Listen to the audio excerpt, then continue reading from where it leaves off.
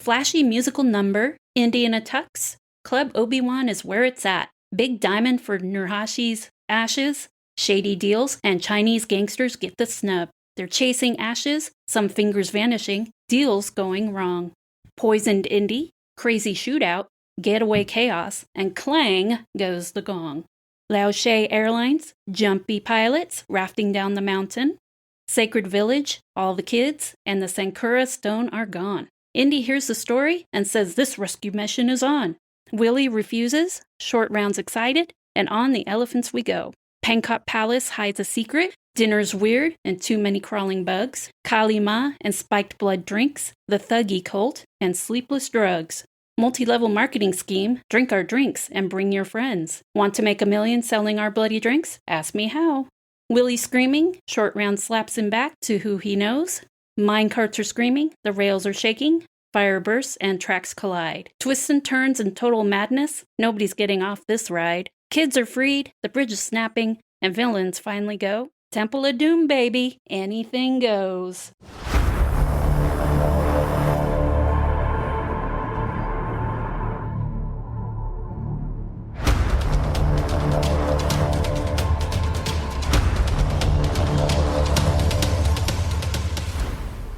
Hello and welcome to Amblin' Through Cinema, the podcast dedicated to exploring the stories and film craft defining the creative giants of the silver screen. Today we are enjoying the darkness and mysticism of Steven Spielberg's Indiana Jones and the Temple of Doom, released in 1984. I'm your host, Tyler Birch, and with me as always... This is Crystal. As you may have figured out, we're talking today about Steven Spielberg's first ever sequel, the second Indiana Jones movie. It's a little bit different than I think a lot of people were expecting him to go after Raiders. As you'll hear in the reviews later, it's definitely different. Kind of the odd child out of the entire franchise. So we're going to go ahead and just kind of talk about our first impressions of the movie. I know for me, I've seen this one probably the least. Our family isn't as big of a fan of this one, and Larry's afraid of it. Yeah. With good reason. He doesn't go out of his way to enjoy the pain of watching scary movies. So yeah, this one crosses a little bit too far on the line for him. Yes, it does. It's very intense and scary in a way, especially when you're growing up and you look at those mines and a part of you's like, should I be working in the mines as well? You know, because children yearn for the mines, as we all know. So that's probably the biggest danger is you never know when I was going to pick up a pickaxe and just head out, sing some hi-ho, hi-ho. Off to work we go. Off to work we go. That's right. Maybe that's Spielberg's dark Disney connection for this one. We didn't have one, Yeah, we'll say that's his dark Disney connection. He's oh my God. Children of the Mines, just like Snow White, guys. I don't think you remember that movie very differently than we do. Yeah, a little bit. So are you saying Willie is Snow White? I mean, apple. Probably. There was an apple. There was an apple that she was offered by Indy, which I guess would make Indy the evil stepmother in this scenario. I guess Fire was the Prince Charming then, because Fire broke Indy's spell. That's true. Yeah, we'll call the elephant Dumbo. Yeah. Because, got to keep with the Disney. So watching it again is always an interesting experience because you never expect it to be a prequel to Raiders. No. And so that always throws me off, and it's a very different Indy. So you kind of get whiplash on it, which makes it a harder watch too if you're like binging the whole series. So that's why growing up, like it was never one that I was jumping to watch like I was with Raiders or Last Crusade. I know it was like TNT or TBS would have the whatever trilogy. Okay, guys, we're going to go do something for 2 hours while Temple's on, and then we'll come back for Last Crusade. Okay. So that's pretty much how we treated it. It was in 1984, so I would have been about 10. I probably would have seen E.T. before this. So going from E.T. to this, that's quite a leap for a kiddo. Especially with E.T. being your favorite movie, I couldn't imagine you being like, oh God, yeah, Spielberg's got a new movie coming out. I'm going to sit down, and then you're just like, oh my God, what is this? That's when you first learned that adults could lie to you. You're like, what have you done to my fallen idol? I would love to say I knew who Spielberg was. But... yeah. I just thought it was funny. Yes, it's a new Spielberg. Mom, let's go. Mom, I'm dying to go see that new Steve Spielberg movie. Come on. Douglas Slocum is coming back. He's shooting this film. And Michael Kahn, come on. I'm a big slockhead. Like, we gotta go. I think we watched it, and It may have been the drive-in. I hope it was a drive-in so I could hide. But you know what? Like I said, I've been watching horror movies since God knows. It may not have bothered me as much as other kids. It was, even watching it the other day, was, you just kind of look at it, you're like, my God. And like you said, the opening is so magical and, fantastic. And then we go to Kali Ma. It's quite the whiplash, as you said. I think so far, taking out the fact that 1941 is just not a good movie. Yeah. I feel like this is the one that ages the worst out of the ones we've seen so far.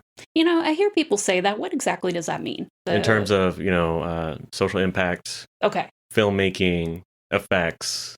The effects, okay. Yeah. So, when you're watching a movie as a kid, say you're watching like a puppet show when you're a kid, you don't see the wires. You watch it as an adult.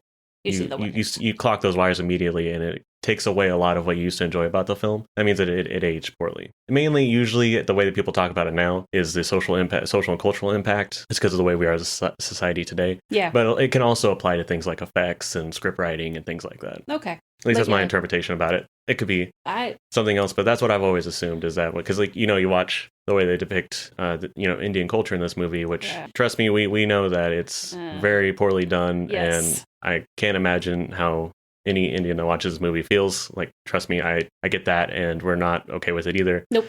You don't know when you're a kid, you don't understand other cultures, right? Right. Not in the way that you do when you've grown up, and you've interacted with people, and you've started to really get a sense of what the world is beyond just your small community. You watch it when you're a kid, and you're like, oh, this is crazy, like it's so mystic, like Short Round kicks butt. Yeah. This is really cool. And then you watch as an adult, and you're like, I've interacted with this culture. That's a no. And it makes it so you kind of don't want to watch it anymore. Like, that's... Yeah, it's such a... I don't know. A lot of people will say, oh, well, that was the time. And yes, it was, but it wasn't okay then either. So it's really hard growing up and being an adult now and looking back on your favorite movies, and you're like, oh, okay. Yeah, no. I can't. So that's the Temple of Doom. Yeah, that's the Temple of Doom. Yeah. Don't get me wrong, there are good bits about it. It's still an indie film, so you still have a fun time with it. There's just things about it that we inevitably get really negative about, and we're not trying to just continue to be negative about this film. So don't feel like that's just what this is going to be. It's just trying to kind of explain, as we start out, what's going on, explain the background, so that way our perspective, the perspective of the film, the perspective of the people impacted, and we're going to try to be as graceful as we can as we just talk about it, which we should with any story that depicts a culture that we are not a part of, because we're never going to understand what they experience. No, we aren't. Like next week with Color Purple. Exactly. So we will try to be as graceful as with that one as possible, and we hope that you're graceful with us as well, because we are going to try our best to be able to talk about that movie and present it to you. Let's go ahead and move on to our next segment, which is Mr. DNA Explains, and that's where we talk about the story and characters. Mom wrote a wonderful Mr. DNA copy that I'm going to attempt to do an accent for, and I apologize in advance to all the Southern people out there that are going to beat me up after this, because I actually live in the South. So you might be wondering, why did the Indiana Jones and the Temple of Doom movie happen? Let's break it down. You see, when filmmakers combine ambition, stress, zero adult supervision, and practical effects, you get cinema chaos. In Temple of Doom, Steven Spielberg wanted danger, George Lucas wanted it darker, and the audience got human sacrifices, screaming bugs, and lifelong trauma. Is it historically accurate? Kinda. Is it culturally sensitive? Nope. Is it memorable? Absolutely. And that is how you get a movie that feels like a roller coaster, a fever dream, and a warning label all at the same time. Now you know. And knowing is half the adventure. Alright, so now we're going to be talking about the story of Indiana Jones and the Temple of Doom, which we've actually done a pretty good job of covering so far, I think. Okay, so before we talk about the story, let's talk a little bit about the original plans that they had for the story. George Lucas had a lot of different ideas, and they were very vocal about what those ideas were going to be. So originally, instead of Short Round, the best part of this movie, George Lucas wanted there to be a princess. So a princess. So, well, that makes sense if we're going into the Snow White and the Seven Dwarfs vein. Now that we've done this whole thing, it's taken a whole different context. Oh my goodness. Yep. Okay. All right. I could see that. So then, I don't know if he meant this before as a prequel or not when he was thinking about this, but he wanted Marion Ravenwood to return and to talk about Abner Ravenwood, problem with that is in the other movie, he was already dead. So, Yeah. but I guess it was the year before. Well, so here's the thing. They haven't seen each other in 15 years Okay. when they see each other in Raiders. Yeah. So this movie would have had to be an actual sequel. Maybe he was going to have it where she either lied to him about Abner being dead because she was angry with him. Or no, like with Frasier. Yeah. And his brother and his dad. I thought his dad died. Well, he was dead to me. Yes, that was perfect. Yeah.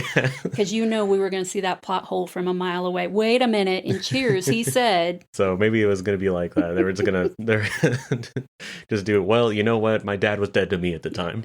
Oh, okay. Yeah. Oh, that makes sense. I get it. Okay. Move on. So I guess there was supposed to be a motorcycle chase scene across the Great Wall of China. Now, I would have loved to have seen that. But of course, they didn't get China's permission, so. Yeah, we'll go into a little bit more when we talk about the behind the scenes. All those different countries they're in did not want them to be in there, so. That's fair. Yeah. China's kind of an odd one because there wasn't like it's not egregious like it was with India. So That's you true. think it would be, but also the Great Wall of China is kind of important to them.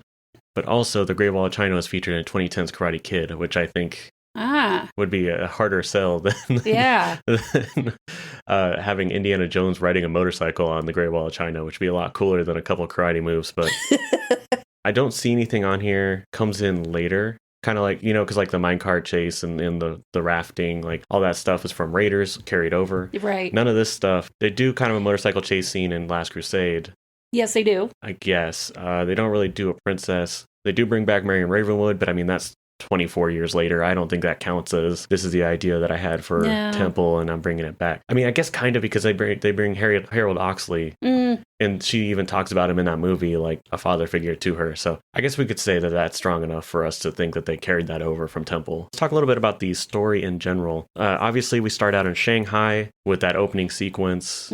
That opening sequence really just immediately grabs you. Oh, yeah.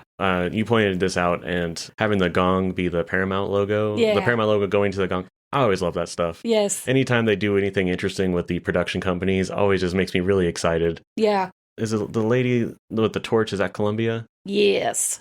I believe so. She's the one that always has the most fun because, like, Zombieland, she shoots the zombies. One of the Men in Black, she neuralizes everybody. Like, Sweet. They always have the most fun with her production company logo. One of my favorite things for the openings was Transformers. Yeah. You remember? Yeah. Yeah. We did that all summer. Yeah. But anyway. It was fun. It was fun. And you don't even, because you don't know what you're getting when you go into that movie. So this is your first interaction with it. You're like, okay, wait, this sounds pretty metal. Like, this is pretty cool. So good on Paramount. But yeah, so I think that opening, very Bond in nature. Him face to face with a bad guy, trying to make a deal, trying to get that diamond. I mean, even just the suit that he wears is an homage to Bond. The whole musical dance number wasn't so much an homage to Bond, but it felt very Bondian to have Willie introduce herself with like a crazy dance number and while they're doing the credits. And I love the way they did the credits in this one where you could actually see her in the foreground in front of them at times. Yes. I thought that was really fun. Like it just felt like they were a part of it, which you don't normally get from a movie. Yeah, I enjoyed that too. When I was little, I wanted to be a singer, so fixated on her a little bit. Because, I always wanted to be one of those jazz singers. Viva!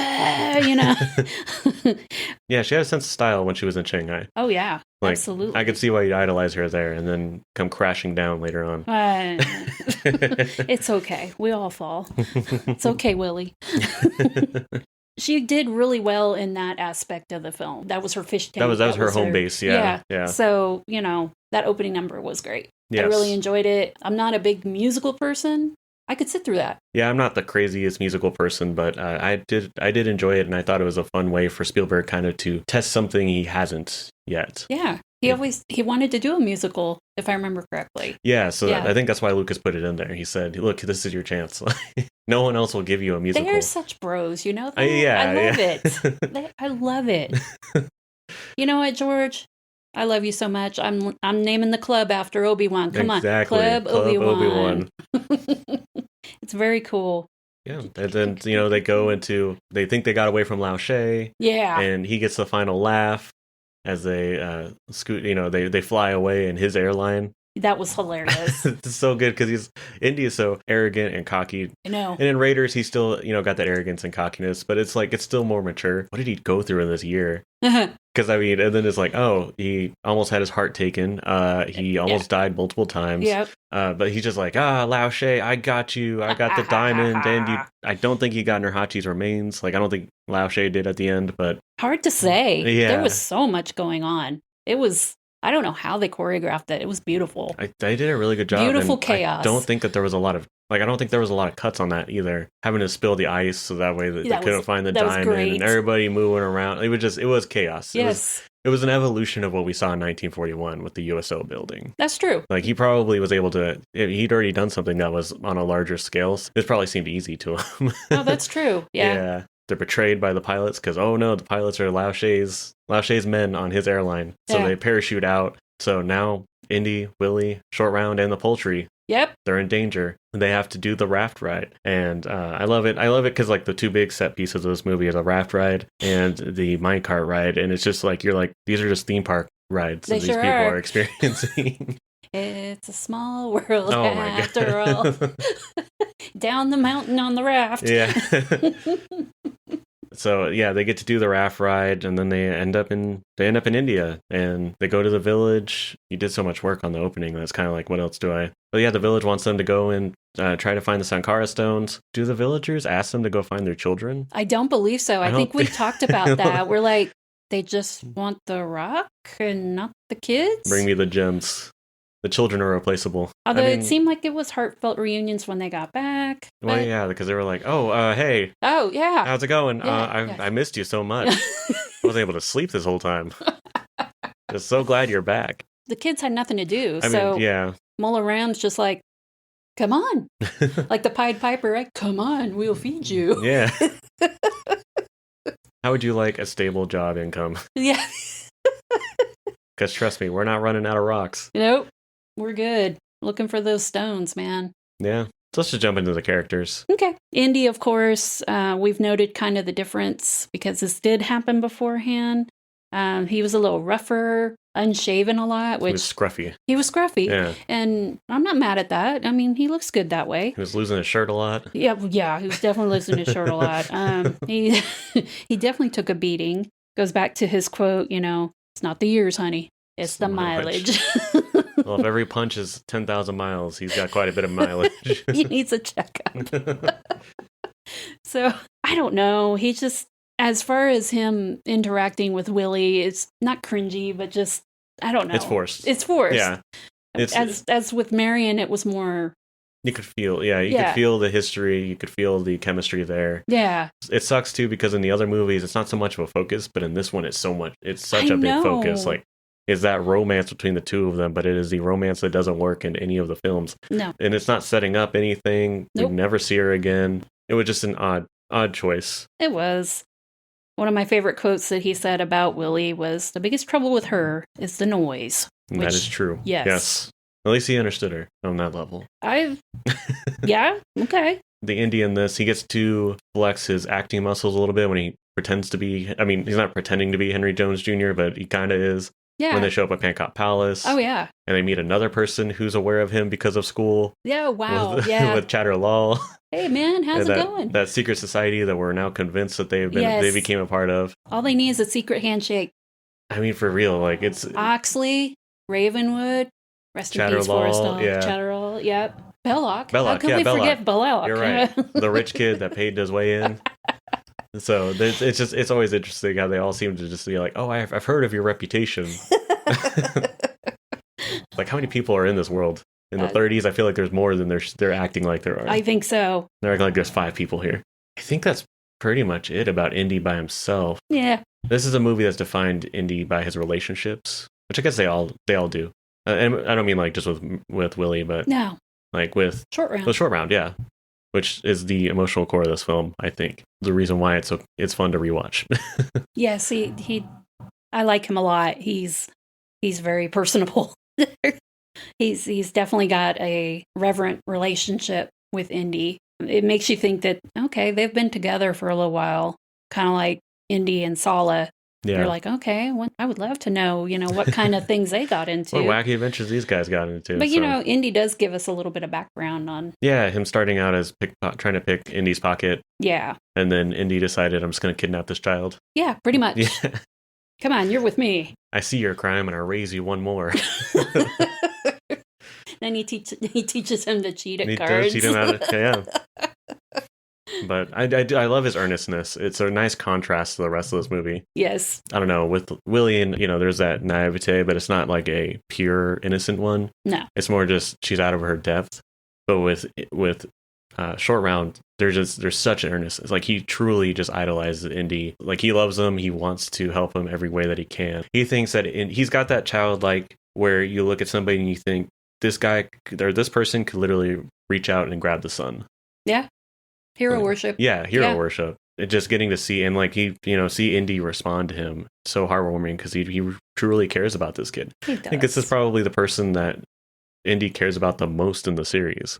Yeah, because let's see, the other ones are Sala the friend. Mutt, they say that he warmed up to him on the way, but I didn't see it. No. His goddaughter, Helena, in Dial of Destiny, not really. Or her little crony. Well, the Nazi that you talked about. Yeah, not so much on that one. That, for some reason, I don't know why, but that relationship went south really quickly. I can't explain it. But I think like this is probably just the strongest relationship that he has, in my opinion, of the Indy series. I think you're right. You could just feel the depths of it, which I really appreciate. Okay, no. I thought of another one. His hat. You're right. Hat. You're right. His hat. Yes. Anything that deserves belongs in a museum. It's his hat. It's his hat. No. Wasn't that from 1917 or something? Yeah. So it's been around. Oh yeah. It's been in the sea. It's been everywhere. Things gotta smell awful.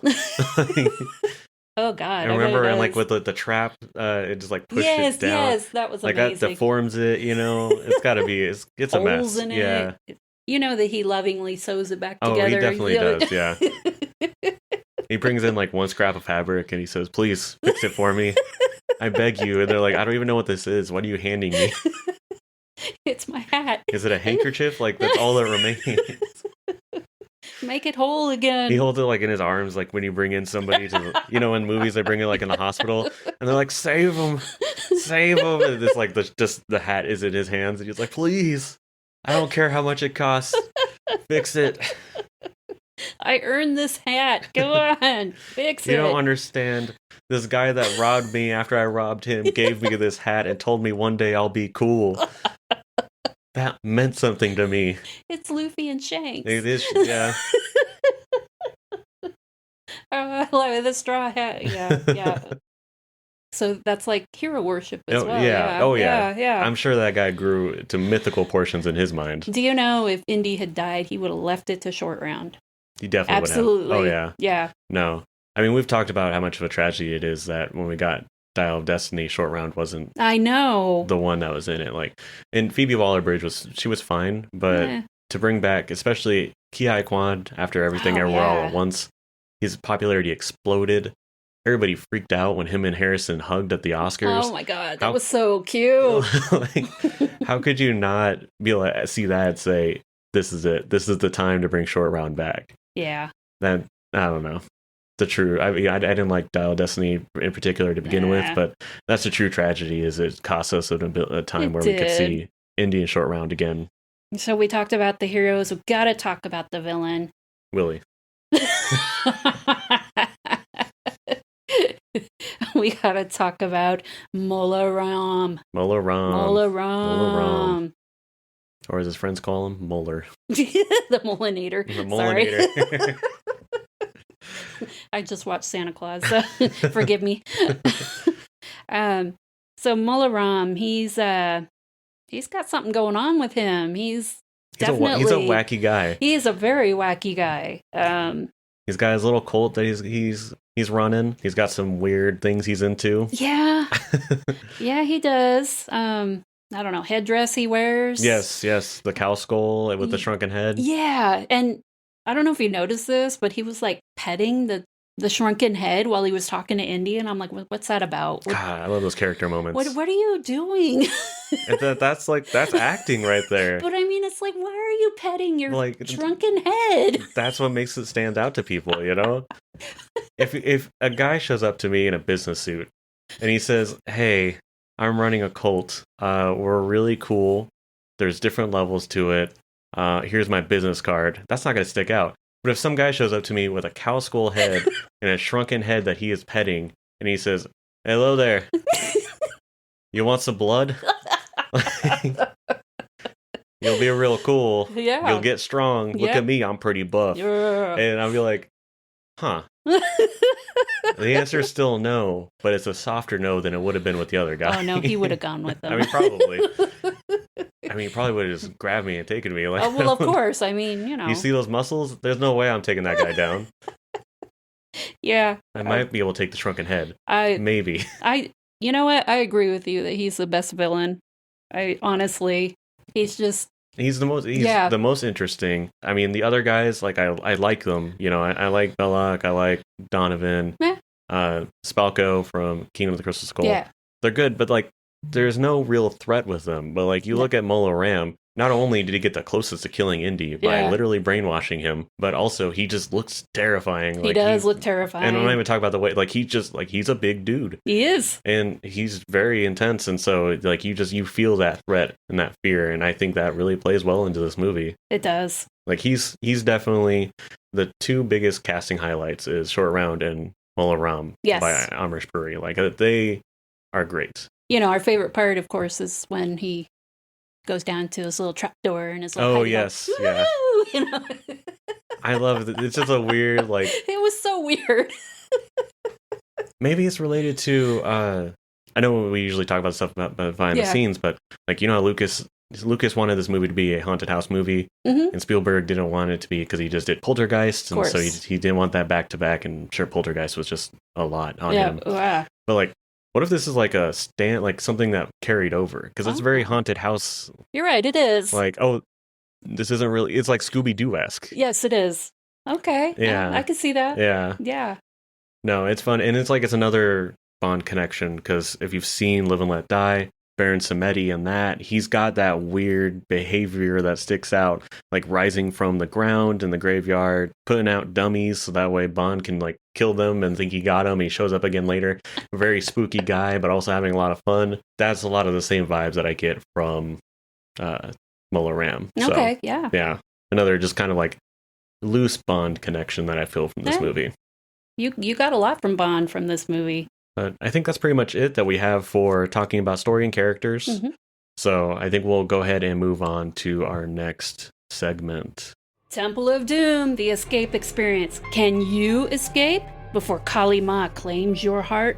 Ooh. Deep beneath the Pankot Palace, a secret cult waits, and you are already running out of time. You have 60 minutes to free the stolen children, solve ancient riddles, avoid spiked ceilings, not drink the weird glowing blood, keep your heart. The room features the spiky chamber, timing is everything, minecart madness, pull the right lever or scream, Kali Ma ritual room, chanting optional, panic mandatory.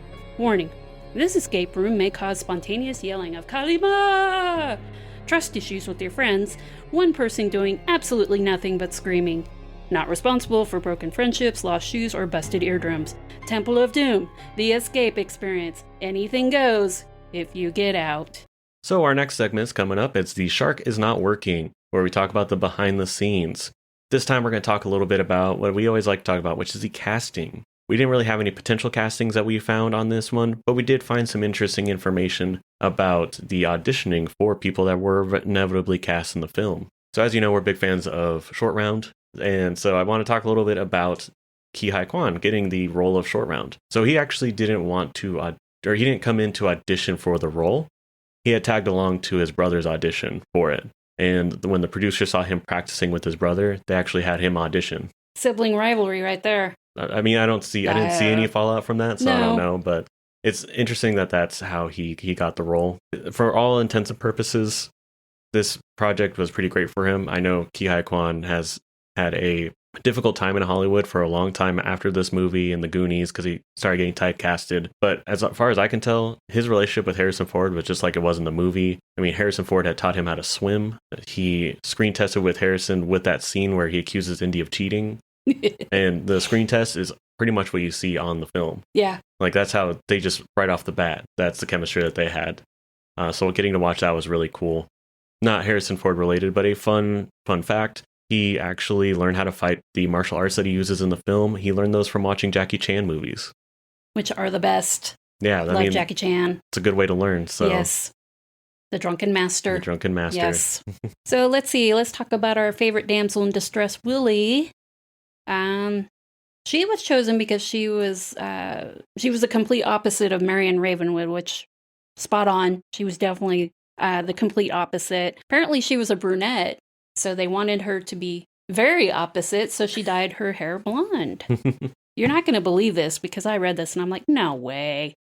She had to learn how to scream for the film. I mean, are you kidding me? There's no way. No. No.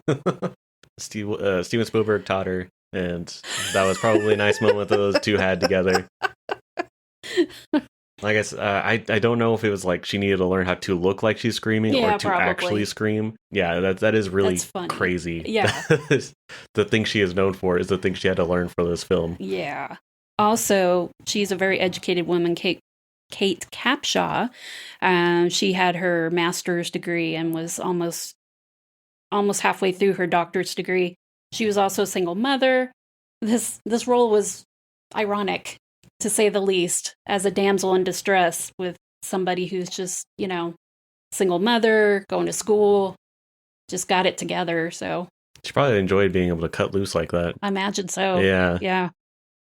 To not have to worry about the tensions of everything else she had on her plate. She could just come in and scream and be freaked out and get paid for it. She did well. I mean, all the shade we throw on Willie is not Cape Cod. Oh no, not at all.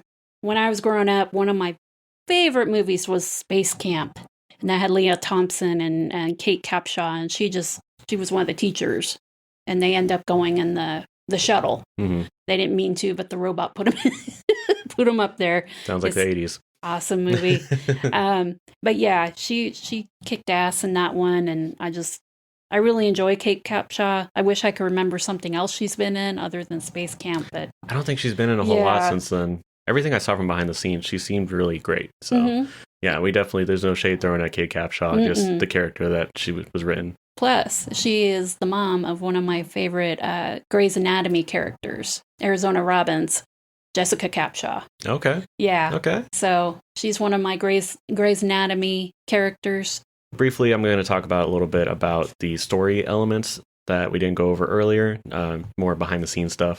So like the minecart and raft ride were cut from Raiders of the Lost Ark and recycled for this movie. Mm-hmm. So they just had too much for Raiders, and they said, I'm probably going to do another one of these. We'll just do it then. It's a good decision. Yeah, I think so. I mean, you can't put everything into one movie. No. Then it just becomes... Raiders was almost perfection. Yeah. As far as the writing goes, so Lawrence Kasdan, who wrote the first one, actually bailed from this project because he felt it was too mean. I think that's right on the money. Oh, yeah. So George Lucas brought in the writers for American Graffiti and the future writers of Howard the Duck. That should tell you something. Willard Huyck and Gloria Katz, all because they had a genuine interest in India and its art. And this is the movie they created. Yeah. This movie was supposed to be Indiana Jones's Empire Strikes Back. They certainly tried. They did try. I remember for a long time, I didn't care for Empire Strikes Back for a really long time until I got older. Interesting. And I watched it. I didn't like it because there was no ending. It was just hanging out of there. And it's like, okay. I do hate when movies do that. So as a kid, I was like, what's the purpose? What did we do here? Yeah. You've talked about watching things through different lenses. So I was able to appreciate that. Oh, okay. So we're going to another chapter of the story. No, I that makes a lot of sense. And that's how I feel about movies like Across the Spider-Verse. What stops it from being a perfect movie? It's obviously part one of a next movie. Yeah. I don't feel that way about Catching Fire. I never felt like that was just we're going to sit here for a while so that we can get to the good stuff in Mockingjay. I think it's because Katniss achieved something at the end. That's true. She actually broke through the force field and brought it down, and she brought down the Hunger Games. So you actually feel that there was some cathartic action at the end that puts closes the book on this story. What you're saying is I need closure on my movies. Yeah. Yeah. And I think, that's this is how it is. That's spot on. Not everybody's got 9 hours to watch a trilogy. That's true. You're right. So I think we'll go into production. Okay. So as we mentioned before, India and China did not allow the production to be shot in their respective countries. After reading the script, I can't say that I blame them. It was not very respectful of the culture, I felt. Mm-hmm. Granted, I don't know much about each of the cultures, but it just seemed like, I don't know, if I was an Indian watching that movie, they were all poor or evil or whatever, that would not sit well with me. Yeah. I mean, even the dinner scene. Yeah. Apparently, the way they framed it was this is supposed to be obvious, like joking, like, the people at Pancake Palace. Yeah. We're going to give them all this crazy food to freak them out because that's what they're expecting from us. It doesn't come across like that. Like, no, it doesn't. And so it just feels like it's more like mocking, like, oh, look at these guys. They eat monkey brains and bugs and stuff. And there's not that tongue-in-cheek element that they I guess they were going for. Yeah. That's a real shame because, I understand the intention, but they just didn't execute it the way that. Well, remember about intention, it's not what you intend, it's how it lands. Mm. And I could totally see how it's not landing in a respectful place. Yeah.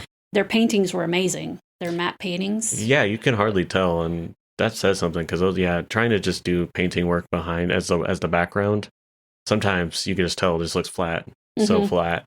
Yeah. But you could hardly even tell that they didn't shoot this in India, that they shot it in Sri Lanka and they had the matte paintings. Mm-hmm. They still were able to convey, the background of the movie that they wanted to. So I think that the production designers did a really good job. Absolutely. And so the bugs, ew.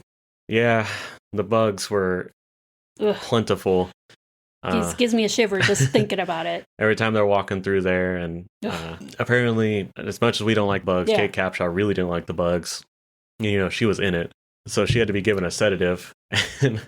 Yeah, I could totally see that. Because there was 2,000 bugs, and they'd go up to the top of the production design, and they would put buckets and buckets. They pour down. Is that where Fear Factor got their stupid ideas? Probably, yeah. Probably. Oh.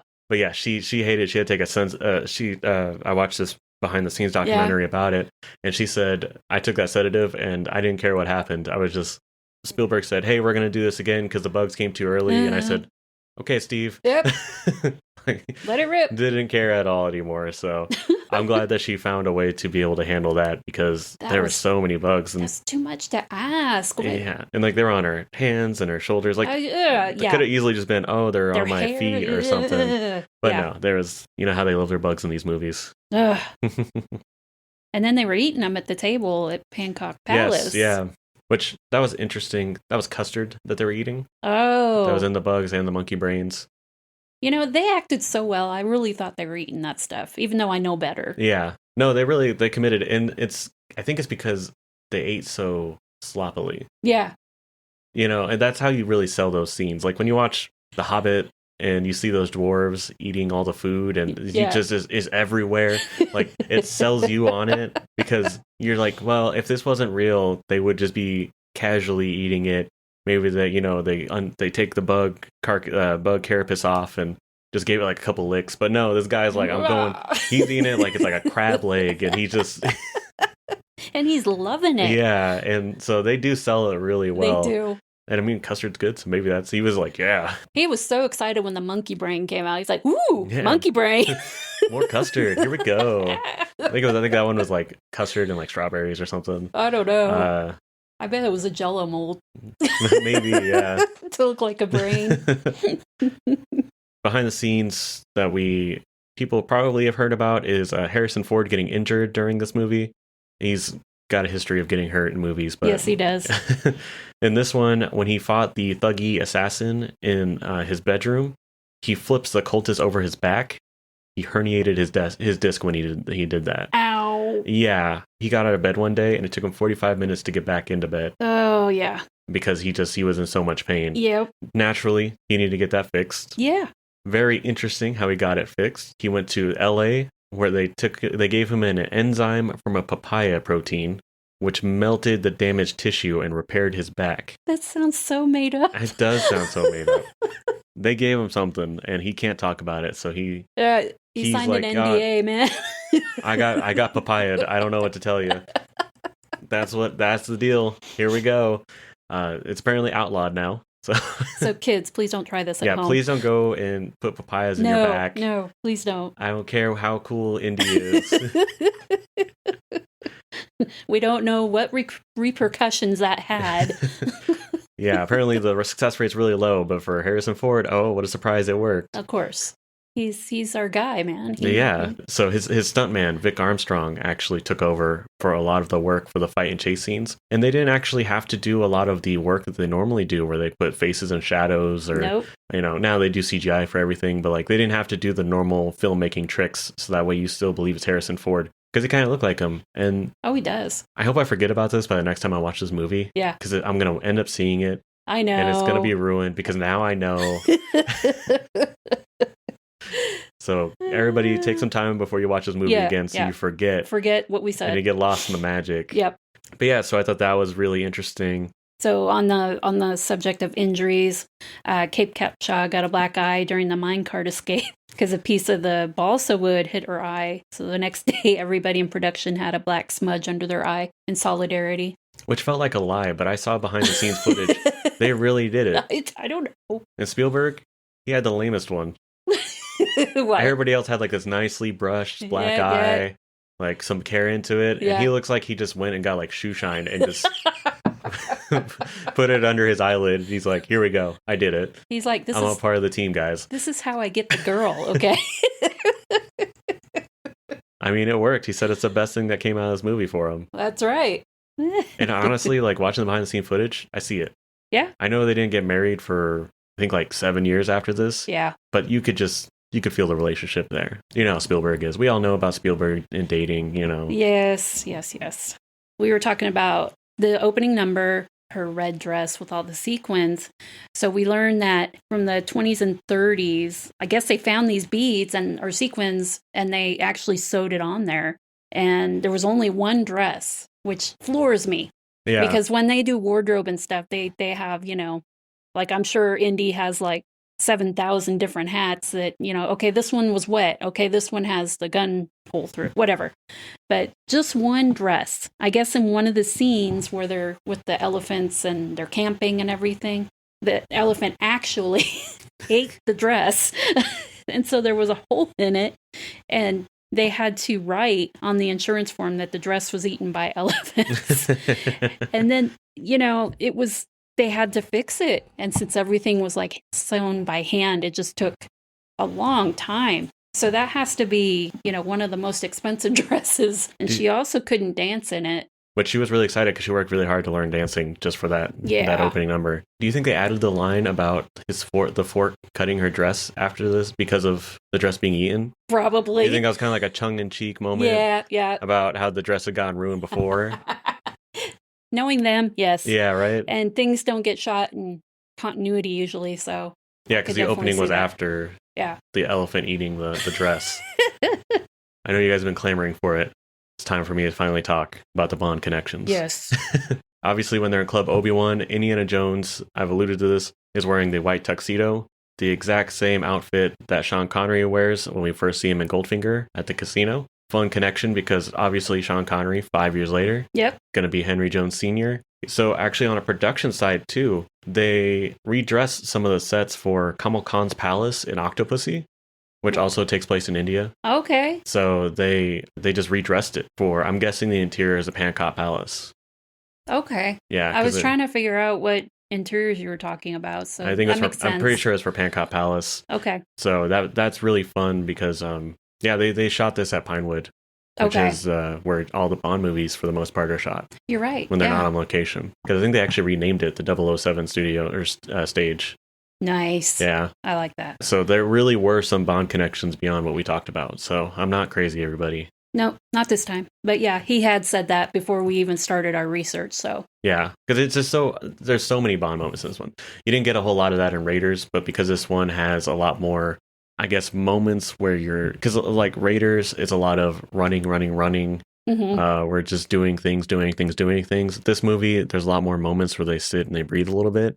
And that's where those Bond moments really shine through. Like when he's in his civilian his civilian attire, talking to Cheddar Lal. Yep. Very Bondian, where he's always goes to like the casinos and he says, "Oh, hey, you're the bad guy with the bomb, right?" Yeah. And they have like a conversation like they're colleagues. You could see a lot more influences in this one. Definitely. Probably because the last one was more successful, so they felt they could be a little bit cheekier about the Bond connections. And I'm telling you, Spielberg didn't get to do his Bond movie, so... And one of those was Moonraker, which is not good. That could have been good if Spielberg had done it. True.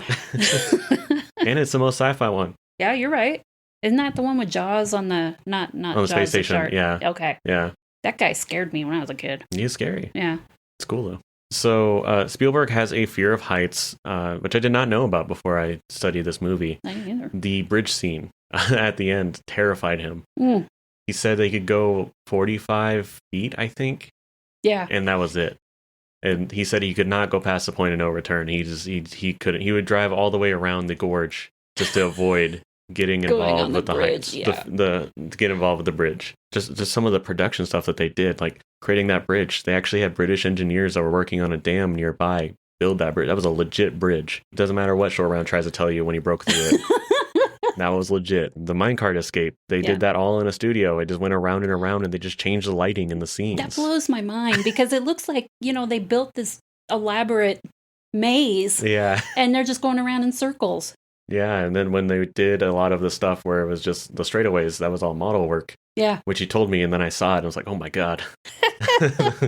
I noticed this a long time ago, and I made the mistake of mentioning it. I said, oh, the puppets. Yeah. Oh, there's the puppet heads. Oh. Muppet Indiana Jones over here. Yeah. You can really tell if you're looking for it, so try not to look for it, Sorry, guys. yeah, forget about this. You'll never unsee it. And then finally, like the dummies for the Thuggees when they fall. The Thuggee dummies. The Thuggee dummies, when they fall off the bridge, they created dummies that could actually kick. That had like mechanical work in them, so that way it seemed more realistic. And the guy that created them said, "So who's doing this?" And they said, "Well, you." And he'd been waiting weeks for this for him to find out, and then he's like, "No, by the way, you're the guy. You're the guy. Congrats." I hope it wasn't the same guy that had to build Bruce. Probably. No, I don't think so. Okay. Yeah. But yeah, I think that is all the production stuff that we have. Ooh, now the fun facts? Yeah, we can talk about the fun facts. Woo-hoo. All right. There's some weird ones. Yeah. So Short Round mimics Indy throughout the movie. We see that in the fight scene when he's beating up the kid Maharaja, and then the guy is beating up the foreman, I guess. Yeah, I don't Indy's know. beating up the big guy. The Thuggee. Pat Roach, who was the big German guy that got rotored by the airplane. Oh, yes. Him again. They're just mimicking each other. I love that shot because you just have Indy in the foreground and you have Short Round in the background. Yep. Taking care of business. It was like perfectly choreographed, like in sync. It was beautiful. So that goes back to Sean Brody mimicking Martin Brody at the dinner table in Jaws. Yeah. Yeah. Just, boys looking up to men kind of thing. That's right. Yeah. Boys to men. So probably one of the biggest things that this movie did for the film industry was it created PG-13. Wow. Because they wanted to give Temple of Doom an R. Spielberg begged them not to. And he called, I think, a guy at the MPAA, and he said, have you ever thought about doing a movie or a rating in between? And they literally just said, yeah, we'll do that on the call. Nice. Yeah. Because, the violence in this movie, the horror in Gremlins, 1984 is just a big year where people started to think, this might be too intense for children. Yeah. But it's not too intense that you need to be an adult to see this. Right. So they started to really question. And so, Spielberg is the reason for the creation of PG-13. The first PG-13 movie that actually had that branding of that rating was Red Dawn. Okay. Which I think came out the year after. Okay. It's just an interesting fact, I think. Because, you watch movies like Jaws and stuff, and you're like, was this really supposed to be PG? Yeah. And just some movies I remember growing up, and it would do this is a PG movie, and I'm like, what? A man died. Well, and I didn't comprehend because my entire life PG-13's been a thing, so I'm just like, what were you people on that you thought that this was just a cool casual children's film? We don't know the criteria between the R and the PG, so Yeah. I'm glad we have a little bridge. It really helps out when you're a parent too. I remember when you turned 13, you're like, "Yay, we're going to I could do it. PG-13 movies." I was already doing it, but now I can do it, and it's legal. Yes, exactly. We're dog people, so all 3 main characters were named after dogs. Short Round was named after Willard Huyck's dog, which was the writer. Yes. And I guess that dog was named after the orphan in the steel helmet, which I have not seen. Yeah, apparently it's a movie in the 50s. Okay. Willie was named after Steven Spielberg's dog, which is kind of funny if you think about it. Funny, yeah, and weird. Yeah. And then, of course, Indiana was named after George Lucas's dog, which we already knew, but we still love.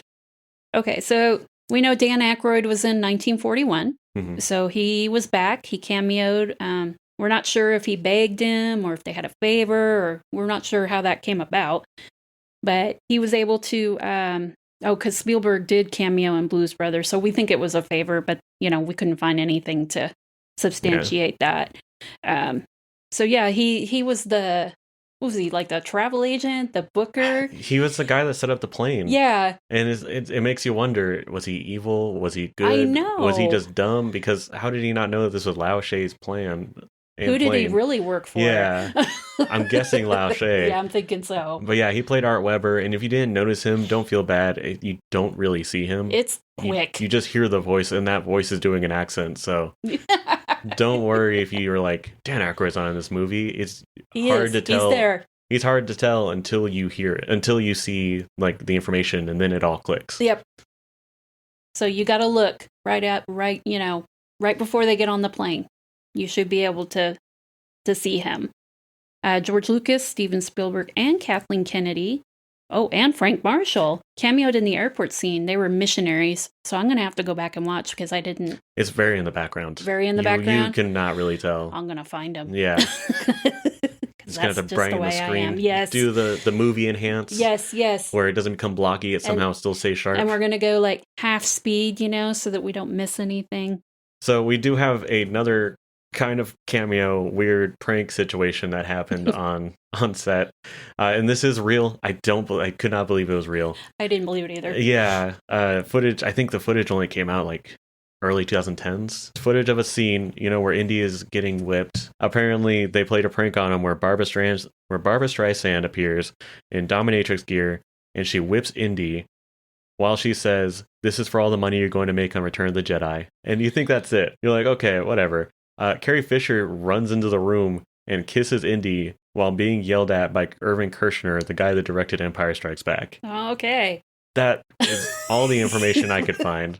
I could not find anything else about why they wanted to do this, but that's the thing that happened on this production. Okay. Well, you told me about it before, we did all the research, and I said, you better see if that's true. Because I think that's funny. It's, it's kind of cringy, but it's funny. We do like talk about the music. I think you had one musical fact you wanted to share. Not a whole lot, I think. No, it was, a lot of it was kind of recycled from Raiders. What more can you do? We love the Raiders March, though. They wanted to catch the audience off guard. So they started with that big, bright, beautiful Anything Goes number, just to kind of be like a misdirection. Because I tell you what, the rest of the film is not bright and shiny and and musical, so good job. But there was foreshadowing, and you had found this fact about the dancers. Yes, apparently. So I watched a deep dive on this movie to get more information. Apparently, so the dancers pull red scarves out of their jackets, and it foreshadows the removing of the hearts of their sacrifices. And Willie also emerges from a hell mouth, which she gets lowered into when she's going to be a sacrifice. Amazing. Yeah. And I was like, that is really well done. Yes. As soon as I found out that fact, I was just like, oh my God, how did somebody notice this? Listen and ponder with the Heart's Fire meditation app. Our techniques, straight from 1930s India, will lull you straight into a sleep worthy of Kali Ma. Download today, and it won't be long before you'll forget your own heartbeat after practicing our fiery mantras. Alright, so now we're going to do our final segment Sandcastles in the Sand, which is going to talk all about money, milestones, and reviews. First, we'll talk about the money. Money. Money. All right, so for the budget of this film, it's $28 million, which at the time still not his highest budget. 1941 still had more money. Yeah, interesting. The return was $333 million, not adjusted for inflation. So that is a ratio of about almost 12 times the budget. Wow. Yeah, so it still made money even though it is not a favorite of people. I believe that puts it, as far as the rankings go, on financial success, that puts it at 4th. Right behind Raiders, which Raiders had 389. So, oh, goodness. But still pretty high, because the next one is 306 with Close Encounters. So that puts it pretty much right in the middle, because we are now at 7 movies released in the box office. Okay. So number 4 on the box office puts it in that bottom half. Okay. And then for the ratio, that puts it at 5th. Okay. Yeah. So even though Close Encounters didn't get more box office money, the budget was smaller. So it overtakes it in ratio. Do you think it was because it was a sequel? And people were excited to see Indiana Jones again, so they go... Sequels usually make more money. Okay. So, I mean, look at Inside Out and Inside Out 2. That's true. You would not have thought Inside Out 2 would be $1 billion movie. No. Or Zootopia 2. That's true. Not that they're like, the originals are great. So I'm not that surprised, but like they were not smashes like like their sequels were. It was number 1 at the box office for 1984, and you were nice enough to put the top 5 domestic box office for May for us. Number 1, like I said, Indiana Jones and the Temple of Doom made about $51 million during May, which is pretty crazy because it released May 23rd. Oh wow. Yeah. A movie called Break-In, which I would really hope is a breakdancing movie. It is. Okay. Was $23 million, and that was number 2. A movie called The Natural. Robert Redford. I believe it's about baseball. That's okay. Yeah. In the little link you did, it shows me him holding a baseball. That's helpful. For $22 million, so just below Break-In. 4th is Romancing a Stone, which I think is another adventure film. It is. It's with Michael Douglas and Kathleen Turner. That is so interesting that they had 2 adventure movies at the same time. Yeah, you're not taking down Indy. I don't know what you're trying to do there. And that one had 21 million. And then lastly is the original Police Academy. That's funny. Yeah, but 17 million.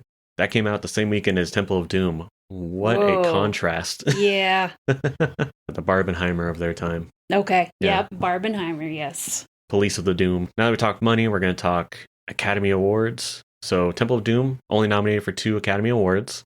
Best Visual Effects, and, as always, Best Score. Of course. It actually did win for Best Visual Effects. Nice. So that, not nearly, because I mean, Raiders had 5. So definitely a decline. We're going to start seeing a lot more of a decline on Spielberg's Academy nominations.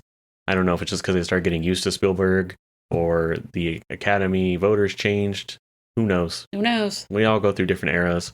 But yeah, we're going to start seeing a big difference in these Academy Award nominations versus wins. And so that is the Academy Awards. Pretty quick. Mom was gracious enough to go and look at some of the reviews that people posted back in 1984 in the newspaper and on TV, people. I know.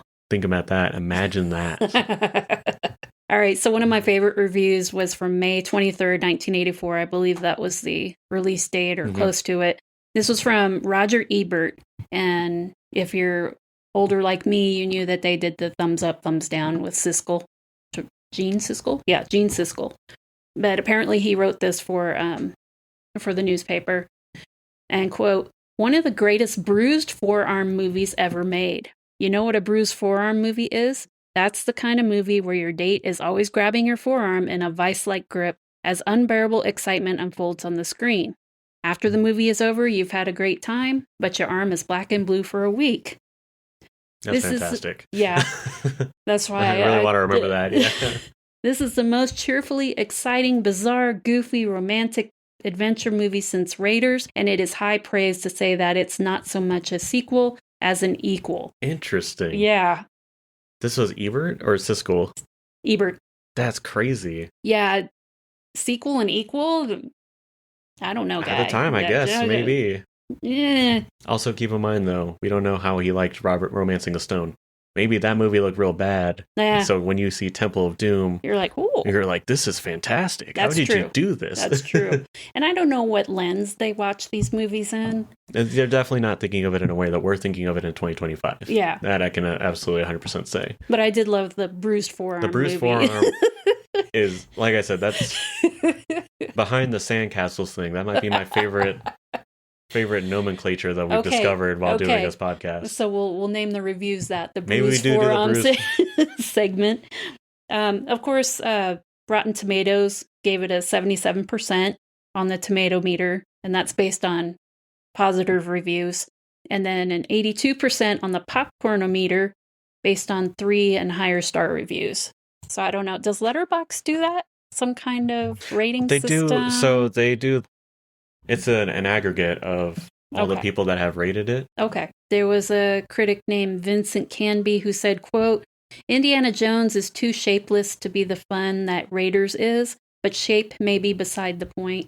Old-time 15-part movie serials didn't have shape, just went on and on and on, which is what Indiana Jones does with humor and technical invention. Okay, so mixed. Yeah. So overall on Letterboxd, people, all the ratings combined is a average of 3.7 stars out of 5. Okay. So that's not bad. It looks like a lot of people gave it a 4, then 3.5, then 3. So it's right in that middle range. Tyler and I joke this is Spielberg's idol. I don't know. But her name is Pauline Kael.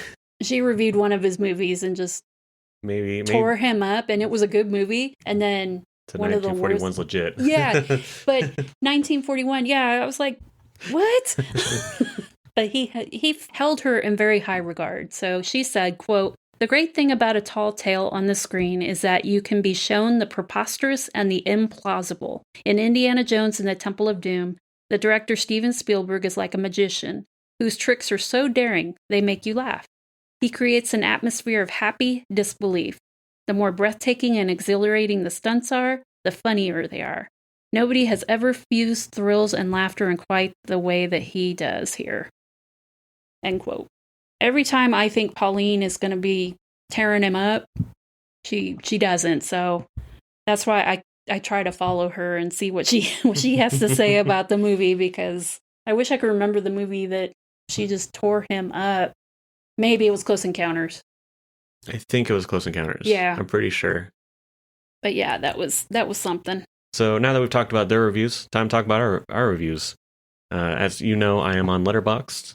My Letterboxd is Birch94, BURCH. Not like the tree. For Indiana Jones and the Temple of Doom, I gave it a 3.5 star. Big boost on it because of the effects that they did. The production design was fantastic. And it's also just because I just love Indiana Jones as a franchise, so things get boosted because of that. And that's just who I am as a person. And then my review is, this movie proves that children yearn for the mines. And I hope you enjoy the meme about that. Now that I have talked about my review and my rating, we're going to go ahead and talk about our rankings. So, Mom, why don't you go ahead and tell us about your ranking? Okay, so at number 1, I have E.T. I don't know if it'll be toppled, but we'll see. Raiders was 2nd. Jaws is 3rd. Duel is 4th. Temple of Doom is 5th. Close Encounters of the Third Kind is 6th. Sugarland Express is 7th. And then 1941 is 8th. I had a really hard time with Temple of Doom and Close Encounters. I went back and forth. Wasn't sure which one I liked better. But in the end, Indy won. All right, so for my personal ranking, it goes number 1, Jaws. Number 2 is Raiders of the Lost Ark. Number 3 is E.T., the extraterrestrial. 4 is Duel. 5, same exact thinking as you. Even though rating-wise, like, it's the same level as Close Encounters, I give it the edge because it has Indiana Jones, it has short rounds. So I really appreciate that. So it will be below Duel and above Close Encounters of the Third Kind will be Temple of Doom, then Close Encounters, then Sugarland Express, and The Distant Cousin, 1941. I can't believe we've done 8 episodes. I know. It's been fun. It's a blast. I hope you guys are having fun too. If not, we're having it for you, so. They won't care about you people. This is for us. This thing we put out on the internet is only for us. Yes. And our one listener. which I think is just you.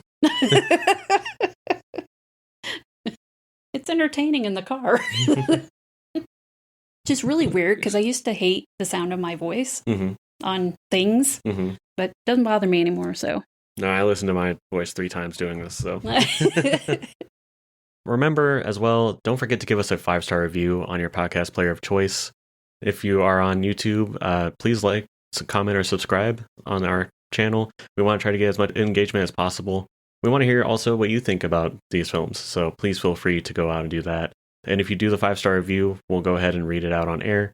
We actually have one that is from Lady Hoog74, captioned Spielberg 101. Tyler and Crystal clearly enjoy talking about and dissecting Spielberg movies. The aha moments and witty back and forth is both entertaining and informative. Don't miss an episode. So thank you so much for that review. We hope that we can get more reviews out there. Tell your friends. Just kind of spread the word. We do actually care about you guys. So we do. We're having a blast, and we are hoping that you have a blast as well. So please, please, please spread the word. We're going to keep bringing you the content. With the holidays, I know things have been kind of weird, but we are going to make sure we're getting out as much as we can. Also, the reason why we're doing this, Spielberg's new movie, the trailer is out. Oh, it's amazing. Disclosure Day. So go and check it out. Let us know your thoughts. We would love to hear them. Maybe next time we'll talk a little bit about the trailer. Try to remember to talk about the trailer, yeah. So we can kind of go a little bit over that, because it is interesting. I'm very not curious. Close Encounters, that's it's for not sure. Close Encounters, not War of the Worlds. Maybe something in between. Maybe. Like in a way of, we're not here to kill you, but also, are we good? We don't know. So we're very much looking forward to that. But I think that is everything for us. So as always, I'll leave you with the words of the great wordsmith, Steven Spielberg.